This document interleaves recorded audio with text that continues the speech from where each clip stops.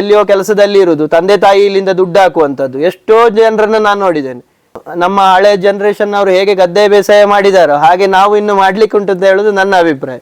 ಈಗ ಹಿಡಿದು ಅಮರಿಸಬಾರ್ದು ಯಾವಾಗಲೂ, ಹಾಗೆ ಸರಿಯಾಗಿ ಅಮರಿಸಿದ್ರೆ ಇಲ್ಲಿಗೆ ನೋವಾದ್ರೆ ಆಡುಗಳದ್ದು ಜನ್ಮದಲ್ಲಿ ಒಳ್ಳೇದಾಗುದಿಲ್ಲ. ನಮಗೆ ವೆಂಟಿಲೇಷನ್ ಈ ಕಡೆಯಿಂದ ಶೆಡ್ ಅಲ್ಲಿ ಈ ಕಡೆ ಹೋಗಿದ ಗಾಳಿ ಆ ಕಡೆಯಲ್ಲಿ ಪಾಸ್ ಆಗ್ಬೇಕು, ಆ ಕಡೆಯಿಂದ ಬಂದ ಗಾಳಿ ಈ ಕಡೆ ಪಾಸ್ ಆಗ, ಹಾಗೆ ನಮಗೆ ಗಾಳಿ ಸರಿ ಸಂಚಾರ ಇರಬೇಕು. ಮತ್ತೆ ಲಾಭದಾಯಕ ಹೇಗೆ ಅಂತ ಹೇಳಿದ್ರೆ ಆಡುಗಳಲ್ಲಿ, ಮತ್ತೆ ಯಾರೇ ಇರ್ಲಿ ಖುದ್ದು ಓನರ್ ಆದವ ಅದಲ್ಲಿ ತನ್ನನ್ನು ತಾನು ತೊಡಗಿಸಿಕೊಳ್ಬೇಕು, ಅವನ ಕಣ್ಣು ಅದರ ಮೇಲೆ ಇರಬೇಕು ಅಂತ ಹೇಳುದು ನನ್ನ ಅಭಿಪ್ರಾಯ. ಮಾತೆರೆಗ್ಲ ನಮಸ್ಕಾರ, ನಾನು ನಿಮ್ಮ ಅಶ್ವಿನ್, ನೀವು ನೋಡ್ತಾ ಇದ್ದೀರಾ ಮಾಣಿಕ್ಯ ಮಿತ್ರ ಬಾಕ್ಸ್. ಹೌದು, ಮತ್ತೆ ಈ ಆಡು ಅಂತ ಹೇಳುದು ಒಂದು ATM ಇದ್ದಾಗೆ. ಅದೇ ಈಗ ಆಡು ಕೋಳಿ ಅಲ್ಲ, ನಿಮಗೆ ನಾಳೆ ಈಗ ನನಗೆ ಅಡಿಕೆ, ನನಗೆ ತೋಟ ಉಂಟು, ನಾಳೆ ಅಡಿಕೆ ಸುಲ್ದೆ ಆಗ್ಬೇಕು ಅಂತ ಹೇಳಿದಾಗ ಯಾರಾದ್ರೂ ಒಬ್ರು ಆಡಿಗೆ ಒಂದು 10, 20,000, 30,000, 50,000, 1 ಲಕ್ಷವರೆಗೆ ನನ್ನೊಂದು ಮದುವೆ ಟೈಮಲ್ಲಿ ಎಟ್ ಎ ಟೈಮ್ ನಾನು 4-4 ಲಕ್ಷ ರೂಪಾಯಿ ಆಡು ಒಮ್ಮೆಲೆ ಕೊಟ್ಟಿದ್ದೇನೆ. ಸೊ ನಮಗೆ ಅದೊಂದು ATM ಇದ್ದಾಗೆ ಅಂತ ಹೇಳುದು ನನ್ನ ಅಭಿಪ್ರಾಯ ಅಷ್ಟೇ. ಎಮರ್ಜೆನ್ಸಿ ಟೈಮಲ್ಲಿ ಕೊಡ್ಬೋದು. ಖಂಡಿತವಾಗಿ. ಸರ್ ನಿಮ್ಮ ಹೆಸರು? ಸರ್ ಬಲರಾಮ್ ಅಂತ ಹೇಳಿ ನನ್ನ ಹೆಸರು. ಅದೇ ನಾವು ಬರುವಾಗ ನೋಡ್ತೇವೆ ಬಾಲು ಗೋಟ್ ಫಾರ್ಮ್ ಅಂತ. ಹೌದು, ಬಾಲು ಅಂತ ಹೇಳಿ ಒಂದು ನಿಕ್ ನೇಮಿಗೋಸ್ಕರ ಬಾಲು ಗೋಟ್ ಫಾರ್ಮ್ ಅಂತ ಹಾಕಿದ್ದೇನೆ ಅಷ್ಟೇ. ಮನೆಯವರ ಸಪೋರ್ಟ್ ಎಲ್ಲ ಹೇಗುಂಟು ಸರ್? ಹೆಂಡತಿಯ ತಂದೆ ತಾಯಿ ತಮ್ಮ ಎಲ್ಲರ ಸಪೋರ್ಟ್ ಉಂಟು. ಮತ್ತೆ ಹಾಗೆ ನನ್ನ ಮಗಳು ತುಷ್ಟಿ ಇದ್ದಾಳೆ, ಅವಳು ಹಾಗೆ ಈಗ 2.5 ವರ್ಷ ಆಯ್ತು. ಎಲ್ರಿಗೂ ಒಂದು ಇಂಟ್ರೆಸ್ಟ್ ಅಂತ ಹೇಳೋದು ಇರುವ ಕಾರಣ ನಾವು ಇದನ್ನು ಮಾಡಿಕೊಂಡು ಹೋಗ್ತಾ ಇದ್ದೇವೆ. ಮತ್ತೆ ಇನ್ನೊಂದು ಹೇಳಲೇಬೇಕು ಅಂತ ಹೇಳಿದ್ರೆ, ನನ್ನೊಟ್ಟಿಗಿರುವಂತ ಲೇಬರ್ಸ್ ಎಲ್ಲರೂ ನನ್ನ ಹೊತ್ತಿಗೆ ಒಂದು 10 ಜನ ಕೆಲಸದವರಿದ್ದಾರೆ. ಮನೆಯವರಾಗೆ ಇರುವ ಕಾರಣ ಇವತ್ತಿನ ಕೆಲಸ ಕಾರ್ಯಗಳು ನಡೀತಾ ಹೋಗ್ತಾ ಉಂಟು ಅಂತ ಹೇಳುದು ನನ್ನ ಅಭಿಪ್ರಾಯ. ಅದು ಖಂಡಿತ ಸರ್. ನಾವು ಎಲ್ಲದಕ್ಕೂ ನಾವು ಒಬ್ಬರೇ ತಲೆ ಕೊಡ್ಬೇಕು ಅಂತ ಹೇಳಿದ್ರೆ ಕಷ್ಟ. ಹೌದು, ಯಾಕಂತ ಹೇಳಿದ್ರೆ ಕೃಷಿ ಸಕ್ಸಸ್ ಆಗುದು ಒಬ್ಬನನ್ನು ಹೇಳಿ ಅಲ್ಲ. ಅದೇ ಮೈನ್ ಆಗಿ ಈಗ ಒಬ್ಬ ಯಜಮಾನ ಅಂತ ಇರುವವನಿಗೆ ಅವ ಸಕ್ಸಸ್ ಆಗ್ಬೇಕು ಅಂತ ಹೇಳಿದ್ರೆ ಅವನ ಹೆಂಡತಿಯ ಸಪೋರ್ಟ್ ಅಂತ ಹೇಳುದು ಬಹಳ ಇಂಪಾರ್ಟೆಂಟ್. ಯಾಕಂತ ಹೇಳಿದ್ರೆ ಅದು ಬ್ಯಾಕ್ ಬೋನ್ ಇದ್ದಾಗೆ. ನಾನು ಎಷ್ಟೋ ಜನ ಕೃಷಿಕರಿಗೆ, ನನ್ನ ಅಜ್ಜಂದ್ರು, ತಂದೆ ತಾಯಿ, ಚಿಕ್ಕಪ್ಪಂದ್ರು ಎಲ್ಲರೂ ಕೃಷಿ ಕುಟುಂಬದಲ್ಲಿ ಬಂದಂತವರೇ. ಸಕ್ಸಸ್ ಆಗ್ಲಿಕ್ಕೆ ಮೇನ್ ಕಾರಣವೇ ಹೆಂಡತಿಯ ಸಪೋರ್ಟ್. ಇಲ್ಲಿ ಡಾಕ್ನವರು ಬರ್ತಾರೆ ಸರ್. ಯಾಕೆಂತ ಹೇಳಿದ್ರೆ ಈಗ ಆಡು, ಈಗ ಪ್ರೆಗ್ನೆಂಟ್ ಆಡು ಉಂಟು, ಹೆಣ್ಣಾಡು ಉಂಟು, ತಾಯಿ ಮರಿ ಎಲ್ಲ ಆಡುಗಳು ಉಂಟು. ಹೌದು. ಈಗ ಇದಕ್ಕೆ ಏನಾದರೂ ಡಿಸೀಸ್ ಬಂದರೆ ಅದಕ್ಕೆ ಹೇಗೆ ನೀವು ಅದನ್ನು ಫೇಸ್ ಮಾಡ್ತೀರಿ? ಮೇಯ್ನ್ ಆಗಿ ಆಡುಗಳೊಂದು ಸಿಂಪ್ಟಮ್ ಏನಂತ ಹೇಳಿದ್ರೆ, ಅವುಗಳು ಯಾವಾಗಲಿನಷ್ಟು ಆಕ್ಟಿವ್ ಆಗಿರುವುದಿಲ್ಲ. ಆಡುಗಳು ಹೆವಿ ಆಕ್ಟಿವ್ ಜೀವಿಗಳು. ಅವುಗಳು ಅವರ ಪಾಡಿಗೆ ಎಲ್ಲಿಯಾದ್ರೂ ಮೂಲೆಯಲ್ಲಿ ಹೋಗಿ ನಿಲ್ತವೆ, ಇಲ್ಲದಿದ್ರೆ ಅವುಗಳು ಬೀಲಾಡಿಗೆ ಹಾಕಿ ನಿಲ್ತದೆ. ನೋಡಿ, ಈ ಕುಟ್ಟನಿಗೆ ಒಂದು ಸ್ವಲ್ಪ ಲೈಟ್ ಫೀವರ್ ಉಂಟು. ಅದೇ ಸೈಡಲ್ಲಿ ನಿಂತು ಒಂದು ಲೈಟ್ ಫೀವರ್ ಉಂಟು ನೋಡಿ, ಬೀಲವನ್ನು ಹೀಗೆ ಕೆಳಗಡೆ ಮಾಡ್ತಾ ಉಂಟು. ಈಗ ಒಂದು ಹಾಫ್ ಪ್ಯಾರಾಸಿಟಮಾಲ್ ಮಾತ್ರ ಕೊಟ್ಟಿದ್ದೇನೆ, ಸಾಯಂಕಾಲಕ್ಕಾಗ ಹುಷಾರಾಗ್ತಾನೆ. ಮತ್ತೆ ಮೇಯ್ನ್ ಆಗಿ ಆಡುಗಳಿಗೆ ಜ್ವರ ಶೀತ ಇದ್ದ ಕೂಡಲೇ ಮೂಗಲ್ಲಿ ಸ್ವಲ್ಪ ಶೀತದ ಲಕ್ಷಣಗಳು ಇರ್ತದೆ. ಇದರಲ್ಲಿ ಈಗ ಇಲ್ಲ, ಅಂದ್ರೆ ಇದು ಸ್ವಲ್ಪ ಅಲ್ಲಿಂದ ಅಲ್ಲಿಗೆ ಒಂದು ಲೈಟ್ ಫೀವರ್ ಅಂತ ಹೇಳುದು ಬಂದಿದೆ ಅಷ್ಟೇ. ಇದಕ್ಕೆ ಈ ಮೂಗಿನ ಈ ಭಾಗಕ್ಕೂ ಶುಂಠಿ ಮತ್ತೆ ಬೆಳ್ಳುಳ್ಳಿಯ ರಸ ಬಿಟ್ಟಿತ್ತು ಅಂತಾದ್ರೆ ಸಾಯಂಕಾಲಕ್ಕಾಗ ಗುಡ್ಡಕ್ಕೆ ಹೋಗಿ ಬರುವಾಗ ಆಡುಗಳು ಹುಷಾರಾಗಿ ಇರ್ತದೆ. ಶುಂಠಿ ಮತ್ತೆ ಬೆಳ್ಳುಳ್ಳಿ ರಸವನ್ನು ಗುದ್ದಿ ರಸ ತೆಗೆದು ಎಷ್ಟು ml ಕೊಡ್ಬೇಕು? ಅದೊಂದು 2 ಮೂಗಿನೊಟ್ಟೆಗೆ ಒಂದು 5 ml ಬಿಟ್ಟು ಬಾಯಿಗೆ ಒಂದು 5 ml ಕೊಟ್ರೆ ಆಡುಗಳು ಸಾಧಾರಣ ಎಂತ ಶೀತ ಜ್ವರ ಇದ್ರೂ ಹೋಗ್ತದೆ ಅಂತ ಹೇಳಿ ನನ್ನ ಅಭಿಪ್ರಾಯ, ನನ್ನೊಂದು ಅನುಭವದಲ್ಲಿ ನಾನೇ ಕಂಡು ಹಿಡಿದಂತ ಔಷಧಿ. ಮತ್ತೆ ಇನ್ನೊಂದು, ಆಡುಗಳಿಗೆ ಏನಾದ್ರೂ ಫುಡ್ ಅಪ್ಸೆಟ್ ಆಗಿ ಲೂಸ್ ಮೋಷನ್ ಆಗ್ತಿದ್ರೆ, ನಾನು ಮೊದಲು ಕಣ್ಣ ಚಾಯ ಇಟ್ಟು ಕೊಡ್ತಾ ಇದ್ದೆ, ಆಮೇಲೆ ಕಾಳ್ಜೀರಿಗೆ ಕಷಾಯ ಇಟ್ಟು ಕೊಟ್ಟೆ, ನನಗೆ ಪ್ರಯೋಜನ ಆಗ್ಲಿಲ್ಲ. ಹೈಯೆಸ್ಟ್ ನನಗೆ ಅದರಲ್ಲಿ ರಿಸಲ್ಟ್ ಸಿಕ್ಕಿದಂದ್ರೆ ಗಂಧ. ನಾವು ಪೂಜೆಗೆ ಏನು ಯೂಸ್ ಮಾಡ್ತೇವೆ ಗಂಧ, ಅದನ್ನು ತಳೆದು ಕೊಟ್ರೆ ಎಂತ ಲೂಸ್ ಮೋಷನ್ ಆಡುಗಳಿಗಿದ್ರು ನಿಲ್ತದೆ. ಗಂಧವನ್ನು ತಳೆದು ಅದನ್ನು ನೀರಲ್ಲಿ ಕೊಡ್ಬೇಕು. ಹಾಗೆ ಇದು ನಾನೇ ಕಂಡು ಹಿಡಿದಂತ ಮದ್ದು. ಎಂತ ಲೂಸ್ ಮೋಷನ್ ಇದ್ರು ಅದಲ್ಲಿ ಆಡುಗಳದ್ದು ನಿಲ್ಲಿಸಿದ್ದೇನೆ ನಾನು. ಒಂದೇ ಪೆಟ್ಟಿಗೆ ನಿಮಗೆ 1 ದಿವಸದಲ್ಲಿ ಕಂಪ್ಲೀಟ್ ರಿಕವರಿ. ಇದು ನಾನೇ ಕಂಡು ಹಿಡಿದಂತ ಔಷಧಿ. ಹೌದು, ಈ ಮಾಹಿತಿ ಇದು ಯಾಕೆ ಅಂತ ಹೇಳಿದ್ರೆ, ನನಗೆ ನನ್ನ ತಂದೆಯವರು ಹೇಳಿದ್ರು ಒಂದು ದಿವಸ ಬಂದಿರುವಾಗ, ಅಂದ್ರೆ ಅವರು ಗೋಟ್ ಫಾರ್ಮ್ ಒಂದು ಟೈಮಲ್ಲಿ ಮಾಡಿದವರು. ಅವ್ರು ಹೇಳಿದ್ರು, ನೀವು ಗಂಧ ಕೊಟ್ಟು ನೋಡು ಎಂತ ಲೂಸ್ ಮೋಷನ್ ಇದ್ರು ನಿಲ್ತದೆ ಅಂತ ಹೇಳಿ. ಮತ್ತೆ ಕೆಲವು ಆಡುಗಳಿಗೆ ಹೊಟ್ಟೆ ಉಬ್ಬರ ಬಂದಾಗೆ ಆಗ್ತದೆ. ಹೌದು, ಇದೊಂದು ಒಳ್ಳೆ ಪ್ರಶ್ನೆ ಕೇಳಿದ್ರಿ ನೀವು. ಹೊಟ್ಟೆ ಉಬ್ಬರ ಬರುವುದು ಎಲ್ಲಿ ಅಂತ ಹೇಳಿದ್ರೆ, ಹೆಚ್ಚಾಗಿ ನಿಮಗೆ ಸ್ಟೋರಿನ ಅಕ್ಕಿ ಅದನ್ನು ಬೇಯಿಸಿ ಕೊಡುವವರು ಕೆಲವು ಜನ ಒಳ್ಳೇದಾಗಬೇಕು ಅಂತ ಹೇಳಿ, ನನ್ನೊಬ್ಬರು ಆತ್ಮೀಯರೊಬ್ಬರು ಹಾಗೆ ಮಾಡಿದ್ದಾರೆ. ಕೊಂಡೋಗಿ 2 ಸೇರು ಗೋಧಿಯನ್ನು ಒಂದು ಕುಟ್ಟನಿಗೆ ಹಾಕಿದ್ರು. 2 ಸೇರು ಗೋಧಿ, ಸಾಧಾರಣ ಒಂದು ಹತ್ರ 2 kg ಹತ್ರ ಆದಿತ್ತು. ಇದು ಪೂರ ತಿಂದು ಆಡು ಮರು ದಿವಸ ಸತ್ತೋಯ್ತು. ನಾವು ಯಾವುದೇ ಫುಡ್ ಆಗ್ಲಿ ಎಂತದನ್ನೇ ಕೊಡುವಾಗ ಎಷ್ಟು ಪ್ರಮಾಣದಲ್ಲಿ ಕೊಡಬೇಕು ಅಂತ ಹೇಳುದು ಇಂಪಾರ್ಟೆಂಟ್. ಈಗ ಒಂದು ಗಂಡಾಡಿಗೆ ಒಂದು ಗೋಧಿ ಕೊಡ್ತಿದ್ರೆ, ಒಂದು ನಮ್ಮ ಚಿಪ್ಪಿಯಲ್ಲಿ 1 ಚಿಪ್ಪಿ ಕೊಡ್ಬೋದು. ಒಂದು ಸಾಧಾರಣ 30 ರಿಂದ 40 kg ಬಾಡಿ ವೇಟ್ ಉಂಟು ಅಂದ್ರೆ 1 ಚಿಪ್ಪಿ ಅದು ತಿಂತದೆ ಅಂತ ಹೇಳಿ ನಾವು ಎಷ್ಟು ಕೊಟ್ರೆ ಆಗುವಂತ ಅವಸ್ಥೆ ಹೀಗೆ ಆಗ್ತದೆ. ಮರುದಿನ ಬೇರೆ ಆಗ್ತದೆ. ಮತ್ತೆ ಎಲ್ಲಿಯಾದ್ರೂ ಅಫ್ಕೋರ್ಸ್ ನಾವು ಕೊಟ್ಟಂತ ಫುಡ್ ಎಲ್ಲಿಯಾದ್ರೂ ಡೈಜೆಷನ್ ಆಗದೆ ಹೊಟ್ಟೆ ಉಬ್ಬರಿಸಿದ್ರೆ ಇಮಿಡಿಯೇಟ್ ಆಗಿ ಸೋಡಾ ಹೊಡಿ ಮತ್ತೆ ಉಪ್ಪು ನಮ್ಮ ನಾವು ಪದಾರ್ಥಕ್ಕೆ ಏನು ಉಪ್ಪು ಹಾಕ್ತೇವೆ ಅದನ್ನು ಕಳ್ಳಿಸಿ ಒಂದು ಗ್ಲಾಸಿನಷ್ಟು ಮಾಡಿ ನಾವು ಬಾಯಿಗೆ ಎರೀತು ಅಂತ ಆದ್ರೆ ಒಂದು ಅರ್ಧ ಮುಕ್ಕಾಲು ಗಂಟೆಯಲ್ಲಿ ಆಡು ಹುಷಾರಿ ಆಗ್ತದೆ. ಸೋಡಾ ಹೊಡಿ ಮನುಷ್ಯರಿಗೆ ಮಾತ್ರ ಹೊಟ್ಟೆ ಉಬ್ಬರಿಸುವುದು, ಜಾನುವಾರುಗಳಿಗೆ ಅವುಗಳ ಡೈಜೆಷನ್ ಕೆಪಾಸಿಟಿಗೆ ಅದು ಒಳ್ಳೇದಾಗ್ತದೆ. ಅಟ್ಟಳಿಗೆ ಯಾವ ತರ ಮಾಡ್ಬೇಕು ಸರ್? ನೋಡಿ, ಇದೊಂದು ನೀವು ಒಳ್ಳೆ ಪ್ರಶ್ನೆ ಕೇಳಿದಿರಿ ಅಟ್ಟಳಿಗೆ ಬಗ್ಗೆ. ನಾನು ಈ ಶೆಡ್ ಮಾಡುವಾಗ ಫೈಬರ್ ರೂಪ್ ಮಾಡಿದ್ರೆ ಎಷ್ಟಾದಿತ್ತು, ಈ 50-20 ಶೆಡ್ಡಿಗೆ ಎಷ್ಟಾದಿತ್ತು ಅಂತ ಕೇಳಿದೆ. ಒಂದು 2-3 ಲಕ್ಷ ರೂಪಾಯಿ ಎಸ್ಟಿಮೇಟ್ ಹೇಳಿದ್ರು. ನೋಡಿ, ಗಾಳಿಗೆ ಮುರಿದಂತ ಅಡಿಕೆ ಮರಗಳು ನಮಗೆ ತೋಟದಲ್ಲಿ ಹೇಗೂ ನಷ್ಟ ಬರ್ತದೆ. ನೀವು ನೋಡ್ತಾ ಇದ್ದೀರಿ ಎಷ್ಟು ಗಟ್ಟಿ ಉಂಟು ನೋಡಿ. ಸಾಧಾರಣ ಒಂದು ಎಲ್ಲ ಆಡುಗಳು, ಇಲ್ಲಿ ಇರುವ ಆಡುಗಳು ಒಂದು ಸಾಧಾರಣ 500-600 kg ಮೇಲೆ ಆಡುಗಳು ವೆಯ್ಟ್ ಉಂಟು. ಆದರೂ ನಿಮಗೆ ಅಟ್ಟಳಿಗೆ ಏನಾಗುದಿಲ್ಲ. ಇದರ ಮೇಲೆ ನಾವು ಹೋಗ್ತೇವೆ. ಗಂಡಾಡುಗಳಿದ್ರೆ ಯಾವ ರೀತಿಯಾಗಿ ಬ್ರೀಡಿಂಗ್ ಟೈಮಲ್ಲೆಲ್ಲ ಉಪದ್ರ ಮಾಡ್ತದೆ ಅಂತ ಹೇಳಿ ಆಡು ಸಾಕಿದವರಿಗೆ ತುಂಬಾ ಜನರಿಗೆ ಗೊತ್ತಿರ್ತದೆ. ಏನು ಪ್ರಾಬ್ಲಮ್ ಬರ್ತಾ ಇಲ್ಲ ನನಗೆ. ಮೈನ್ ಆಗಿ ಇದಕ್ಕೆ ನೋಡಿ, ಅಡಿ ಹೊಡೆಯಿಂದ ದಪ್ಪದಾದ ತಂಪಟನ್ನು ಕೊಟ್ಟಿದೆ. ಇದು ಕೊಟ್ಟಿದ್ದೇವೆ ಭಾಗ, ಅಡಿಕೆ ಮರದ ಭಾಗ ನೋಡಿ. ಮೇಲೆಗೆ ಹೀಗಿರುವ ಸಪುರದ ಲಾಯಕಿನ ಒಳ್ಳೆ ಗಟ್ಟಿ ಇರುವಂತ ಸಲಿಕೆಯನ್ನು ಕೊಟ್ಟು ಸರಿಗೆಯಲ್ಲಿ ಹೀಗೆ ಕಾಯಿಸಿ ಕಟ್ಟಿದ್ದೇವೆ. ನಾನು ಆಣಿ ಹಾಕ್ಲಿಲ್ಲ. ಆಣಿ ಹಾಕಿದ್ರೆ ಕೆಲವು ಸತಿ ಆಣಿ ಮೇಲೆ ಬಂದ್ರೆ ಅವುಗಳ ಅವಡಿಗೆ ಸಿಕ್ಕುವುದು ಮತ್ತೆ ನಮ್ಮ ಕಾಲಿಗೆ ಸಿಗುವಂತ ಸಮಸ್ಯೆಗಳು ಬರ್ತದೆ. ಮಾತ್ರ ಈ ಸರಿಗೆ ಒಂದು 3-4 ತಿಂಗಳಿಗೊಮ್ಮೆ ನೀವು ಚೇಂಜ್ ಮಾಡ್ತಾ ಕಟ್ಟವನ್ನು ಕಾಯಿಸ್ತಾ ಬೇಕಾಗ್ತದೆ. ಹೌದು. ಅಂದ್ರೆ ಎಷ್ಟು ಗ್ಯಾಪ್ ಬೇಕಾ ಸರ್ ಅದು ಹಿಕ್ಕಿ ಬೀಳಲಿಕ್ಕೆ? ಗ್ಯಾಪ್ ಅಂತ ಹೇಳಿದ್ರೆ ಅವುಗಳ ಕಾಲು ಹೋಗದಷ್ಟು ಗ್ಯಾಪ್ ಇದ್ರೆ ಸಾಕು. ಇಲ್ಲದಿದ್ರೆ ನಿಮಗೆ ಹಿಕ್ಕೆ ಬೀಳದೆ ಹಿಕ್ಕೆ ಹಾಗೆ ಉಳಿತದೆ, ಅದು ಸಮಸ್ಯೆ ಆಗ್ತದೆ. ಮತ್ತೆ ಇದು ಹಸಿ ಇರುವಾಗ ನಿಮಗೆ ಎಷ್ಟು ನೀವು ಹತ್ತಿರ ಹಾಕಿದ್ರೆ ಒಣಗಿದಾಗ ನಿಮಗೆ ಹಿಕ್ಕೆ ಬೀಳುವಷ್ಟು ಗ್ಯಾಪ್ ಸಿಗ್ತದೆ. ನಾವು ಹಸಿ ಇರುವಾಗ ತುಂಬಾ ಗ್ಯಾಪ್ ಕೊಟ್ರೆ ಆಡುಗಳ ಕಾಲು ಎಡೆಗೆ ಬಿದ್ದು ಕಾಲು ನೋವಾಗುವಂತ ಚಾನ್ಸಸ್ ಜಾಸ್ತಿ ಇರ್ತದೆ. ಈಗ ಗಾಡಿನ ಫಾರ್ಮ್ ಮಾಡುವವರು ಮೇನ್ ಆಗಿ ಯಾವುದಕ್ಕೆ ಗಮನ ಕೊಡಬೇಕು? ಗೂಡಿಗ ಅಥವಾ ಆಡು? ಎಷ್ಟು ಸಿಂಪಲ್ ಆಗಿ ಗೂಡು ಮಾಡಿದ್ದು ಆದಷ್ಟು ಸಿಂಪಲ್ ಆಗಿ ಮಾಡಬೇಕು. ನಮಗೆ ಗೂಡಿಗೆ ಹಾಕಿದ ಖರ್ಚು ನಮಗೆ ಅದೇನು ಸಿಗುದಿಲ್ಲ ನಮಗೆ. ಈಗ ನಾವು ಯಾಕೆಂತ ಹೇಳಿದ್ರೆ ಗೂಡಿಗೆ ಎಷ್ಟೋ ಇನ್ವೆಸ್ಟ್ ಮಾಡಿ ಒಂದು 10 ಲಕ್ಷ 20 ಲಕ್ಷ ಗೂಡಿಗೆ ಹಾಕಿ ನಮ್ಮ ಹತ್ರ ಲಾಸ್ಟಿಗೆ 5 ಲಕ್ಷ ರೂಪಾಯಿ ಆಡು ಹಾಕ್ಲಿಕ್ಕೆ ಆಗದಿದ್ರೆ ಕಷ್ಟ ಅಂತ ಹೇಳುದು ನನ್ನ ಅಭಿಪ್ರಾಯ. ಈಗ ನಾನು ಈ ಗೂಡನ್ನು ಖಾಲಿ 2 ಲಕ್ಷ ರೂಪಾಯಲ್ಲಿ ಮಾಡಿದ್ದೇನೆ. ಅಂದ್ರೆ ಅಟ್ಟಳಿಗೆ ನಮ್ಮದೇ ನಾವು ತೋಟದಿಂದ ತಂದಂತ ಅಡಿಗೆ ಸ್ವಲ್ಪ ಹಳೆ ಗೂಡಿನ ಬಲೆ ಮೆಶ್ ಇತ್ತು. ಸೊ 2 ಲಕ್ಷ ರೂಪಾಯಲ್ಲಿ ನನಗೆ ಇಷ್ಟು ದೊಡ್ಡ ಗೂಡಾಗಿದೆ. ಮತ್ತೆ ಇಲ್ಲಿ ಒಂದು ಮೆಶ್ ನೋಡ್ತಾ ಇದ್ದೇವೆ ಸರ್, ಅದು ಯಾಕೆ?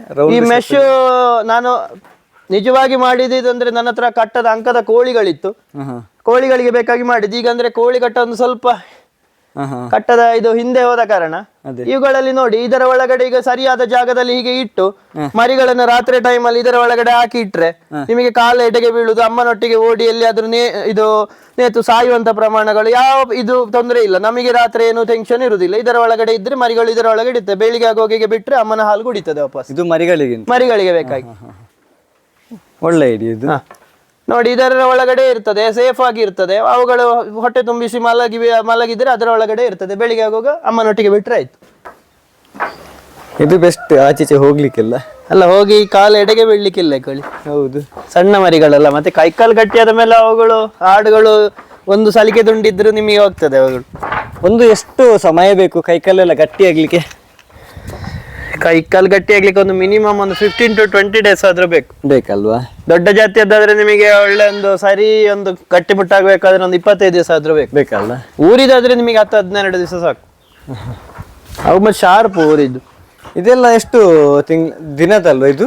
ಈ ಮರಿಗಳಿಗೆಲ್ಲ 2 ಮರಿಗಳಿಗೆ 12 ದಿವಸ ಆಯ್ತು.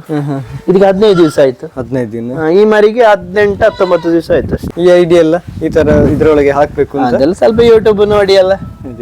ನಾನು ಕೋಳಿಗೆ ಎಂತ ಮಾಡಿದ್ದೆ, ಅದು ಅಂಕದ ಕೋಳಿಗಳಿತ್ತಲ್ಲ, 10-12 ಹುಂಜಗಳೆಲ್ಲ ಇರುವಾಗ ನೋಡಿ ಮೇಲೆಗೆ ಮುಚ್ಚಿತ್ತು. ನಮಗೆ ಮೇಲೆಗೆ ಮುಚ್ಚಿತ್ತು ಕೋಳಿಗೆ. ಇಲ್ಲಿ ನೀರಿನ ಇದನ್ನು ಪೊಕ್ಕಿಸಿತ್ತು, ನೀರಿನ ಪಾತ್ರ, ಫುಡ್ಡಿನ ಪಾತ್ರ, ಇದಕ್ಕೆ ಹೀಗೆ ತೂಕ ಹಾಕಿತ್ತು. ಬೇಕಾದಾಗ ತಿಂದುಕೊಳ್ತದೆ ಅವಳು. ತೋಟದಲ್ಲಿ ಎಲ್ಲಿ ಬೇಕಾದ್ರೆ ಇಡ್ಬೋದು. ಕಲ್ಲೊಳ್ಳೆದುಂಟು ತೋಟ. ಮತ್ತೆ ಫಸ್ಟ್ ಮರಿ ಅದು ಸಿಂಗಲ್. ಅದು ಫಸ್ಟ್ ಮರಿಯಾ? ಫಸ್ಟ್ ಅದ್ರ ಅಮ್ಮ ಫಸ್ಟ್ ಮರಿ. ಒಂದು 10 ಹೆಣ್ಣಾಡು ಅಂತ ಒಂದು ಎಕ್ಸಾಂಪಲ್ ತಗೊಳ್ಳುವ. ಹೌದು, ಒಂದು 10 ಹೆಣ್ಣಾಡು ಸಾಕುವವರು ಎಷ್ಟು ಕಂಪಾರ್ಟ್ಮೆಂಟ್ ಮಾಡಬೇಕು? ಪ್ರೆಗ್ನೆಂಟ್ಗೆ ಬೇರೆ, ಇನ್ನು ಜೋಡಿ ಆಗ್ಬೇಕು ಇನ್ನು ನೆಕ್ಸ್ಟ್. ಹೌದು, ನೋಡಿ ಇಲ್ಲಿ ನಾನು ನೋಡಿ ಇಲ್ಲಿ ಇದರಲ್ಲಿ ಹೆಚ್ಚು ಮರಿ ಇರುವಂತದ್ದೇ ಉಂಟು ಈ ಸೆಂಟರ್ ಪೊಸಿಷನ್ ಅಲ್ಲಿ. ಮತ್ತೆ ಇಲ್ಲಿ ಪ್ರೆಗ್ನೆನ್ಸಿ ಇರುವಂತದನ್ನು ಜಾಸ್ತಿ ಇದರಲ್ಲಿ ಬಿಡ್ತೇನೆ ನಾನು. ಗಂಡಾಡುಗಳು ತಂದ್ರೆ ಆ ಮೂಲೆಯಲ್ಲಿ ಸೈಡ್ ಅಲ್ಲಿ ಆದಷ್ಟು ಲಾಸ್ಟ್ ಕೋಣೆಯಲ್ಲಿ 1-2 ಇರ್ತದೆ. ಅದೇ ಹಾಗೆ ಜಾಸ್ತಿ ತಾಯಿ ಯಾಕೆ ಗಂಡಾಡುಗಳನ್ನು ಸ್ವಲ್ಪ ನಾವು ಕಂಟ್ರೋಲ್ ಮಾಡಿ ಗೂಡಲ್ಲಿ ಕಟ್ಟಿ ಹಾಕ್ಬೇಕಾಗ್ತದೆ. ಮತ್ತೆ ಇನ್ನೊಂದು ವಿಷಯ ಏನು ಅಂತ ಹೇಳಿದ್ರೆ, ಸ್ವಲ್ಪ ಹೆಣ್ಣಾಡುಗಳು ಕೆಲವು ಸ್ವಲ್ಪ ರಫ್ ಇರ್ತದೆ ಆಡುಗಳು. ನೋಡಿ ಇಲ್ಲೊಂದು ಮಲಗಿದ ಹೆಣ್ಣಾಡು, ನನ್ನ ಇಡೀ ಈ ಗೂಡಲ್ಲಿ ನೀವು ಈಗ ನೋಡ್ತಾ ಇದ್ದೀರಿ, ಕಾಲುವಾಸಿ ಬಲೆಯನ್ನು ಹಾಳು ಮಾಡಿದೆ ಇವಳು.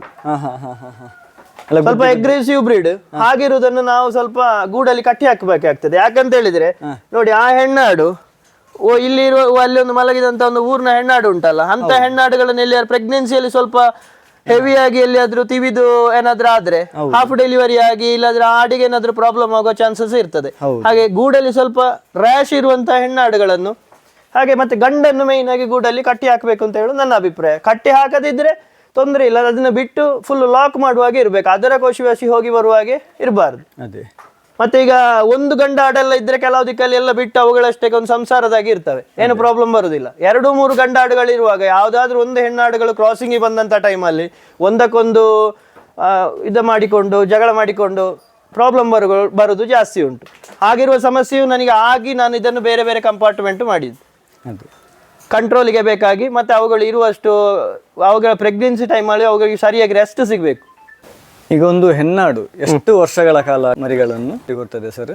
ಅದೊಂದು ನೀವು ಉತ್ತಮವಾದ ಪ್ರಶ್ನೆ ಕೇಳಿದಿರಿ ಅಶ್ವಿನಣ್ಣ. ಯಾಕಂತ ಹೇಳಿದ್ರೆ ನಾವು ಹೇಗೆ ಅದನ್ನು ನೋಡಿಕೊಳ್ತೇವೆ, ಅದರ ಶರೀರ ಪ್ರವೃತ್ತಿ ಹೇಗೆ ಇರ್ತದೆ ಅದರ ಮೇಲೆ ಡಿಪೆಂಡ್. ಆಡಿಗೆ ದನಗಳಿಗೆಲ್ಲ ಹೇಗೆ ಅಂತ ಹೇಳಿದ್ರೆ ನಿಮಗೆ 15 ವರ್ಷವರೆಗೆ ಆಯುಷ್ ಉಂಟು.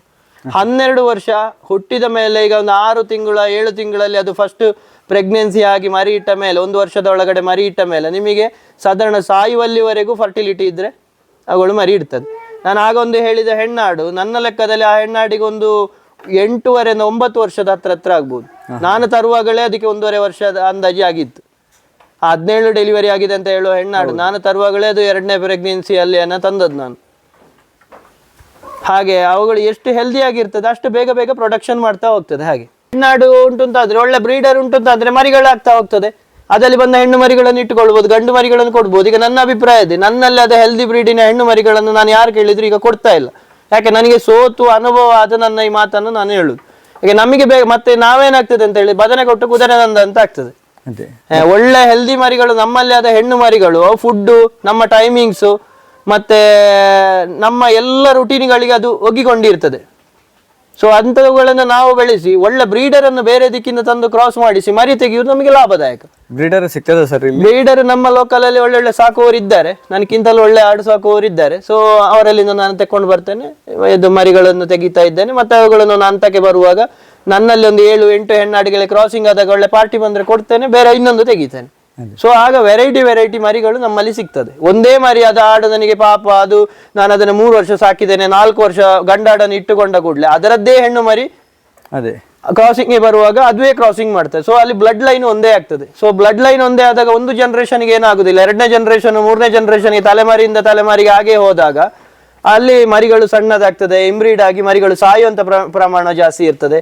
ಹಾಗೆ ಕೆಲವರು ಗೋಟು ಫಾರ್ಮ್ ಅಲ್ಲಿ ಫೇಲರ್ ಆಗ್ತಾರೆ. ವರ್ಷಕ್ಕೆ ಒಂದು ಎಷ್ಟು ಆದಾಯ ಬರ್ತದೆ ಸರ್ ಈ ಮರಿಗಳಿಂದ? ನನಗೀಗ ವರ್ಷಕ್ಕೊಂದು, ಈಗ ನನ್ನ ಈ 30ರಿಂದ 40 45 ಆಡುಗಳಲ್ಲಿ ನನಗೆ ಒಂದು ವರ್ಷಕ್ಕೊಂದು ಸಾಧಾರಣ ಒಂದು 3.5ರಿಂದ 4 ಲಕ್ಷ ರೂಪಾಯಿ ನನಗೆ ಆದಾಯ ಬರ್ತಾ ಉಂಟು. ಈಗ ಖರ್ಚೆಲ್ಲ ಕಳೆದು ನಾನು ಹೇಳ್ತಾ ಇರುವಂತದ್ದು 3.5ರಿಂದ 4 ಲಕ್ಷ ರೂಪಾಯಿ ನನಗೆ ನೆಟ್ಟು ಉಳಿತಾ ಉಂಟು. 60ರಿಂದ 70 ಆಡುಗಳು ಇರುವಾಗ ನನಗೆ 6.5ರಿಂದ 7 ಲಕ್ಷವರೆಗೂ ಪ್ರಾಫಿಟ್ ಬಂದದ್ದುಂಟು.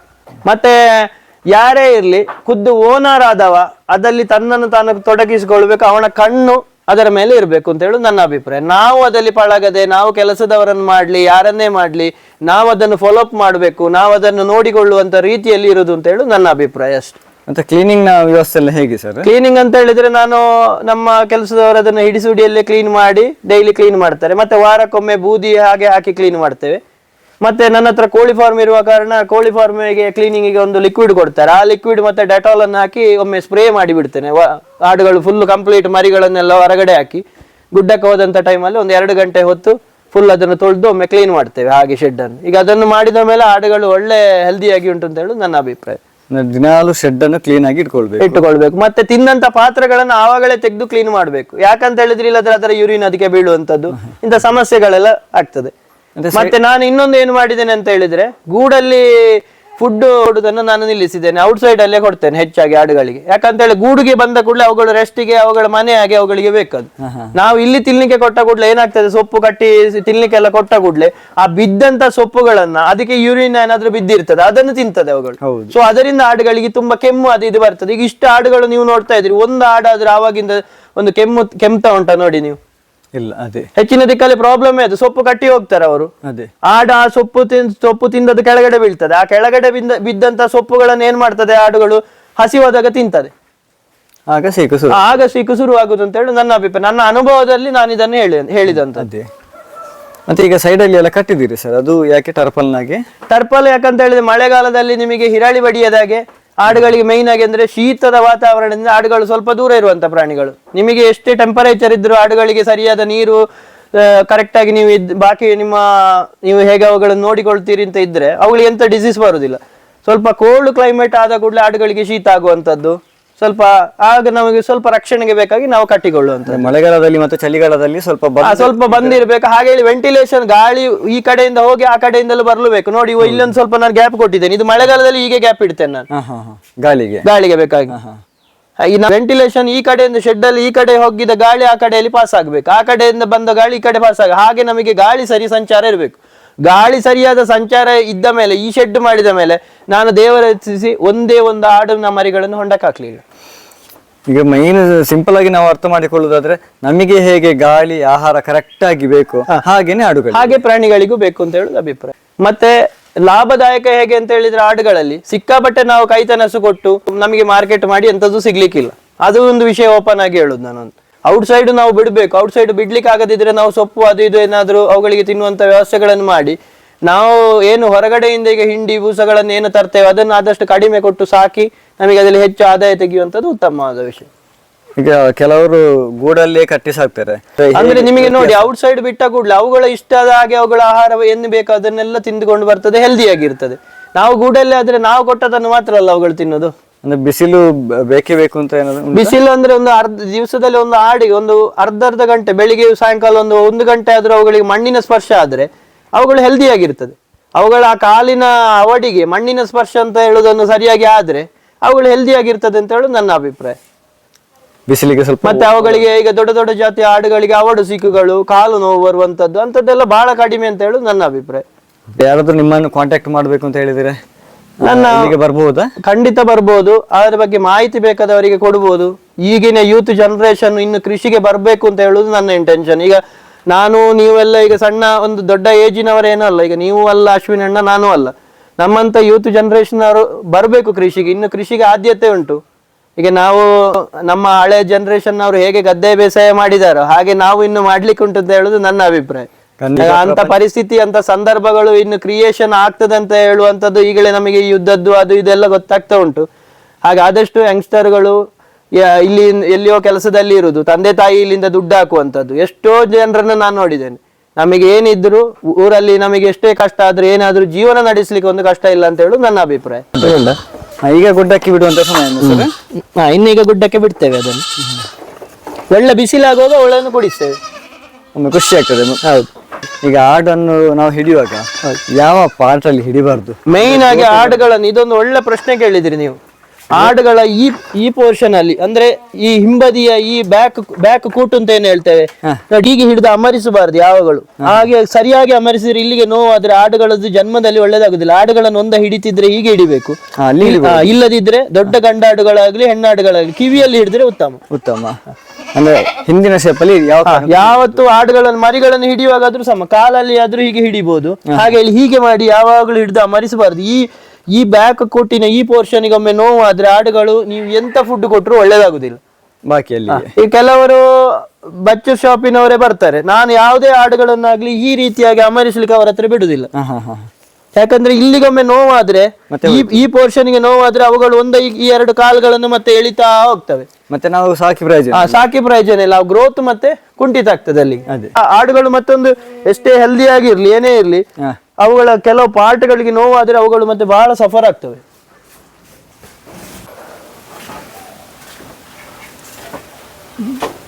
ನಿಮ್ಮಲ್ಲಿ ಈಗ ಹುಟ್ಟಿರುವಂತಹ ಹೆಣ್ಣು ಮರಿಗಳನ್ನು ಕೊಡ್ತೀರಾ ಸರ್?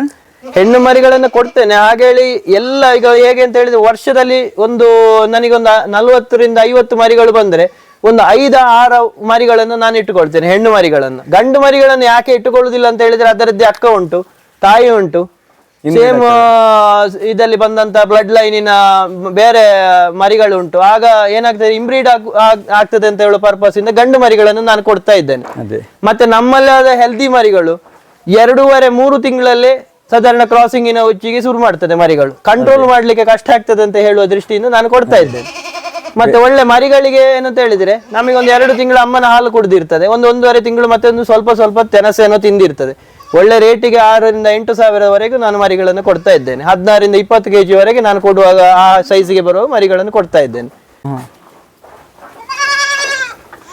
ನಿಮ್ಮ ಆಡಿನ ಗೂಡಲ್ಲಿ ಇನ್ನೊಂದು ಖುಷಿ ಆಗುದು ಅಂದ್ರೆ ಕಲರ್ ಸರ್, ಕಲರ್ ಸೆಲೆಕ್ಷನ್. ಹೌದು, ಇದು ತಂದೆಯ ಕಲರ್ ಸರ್ ಕೆಲವು? ಹೌದು,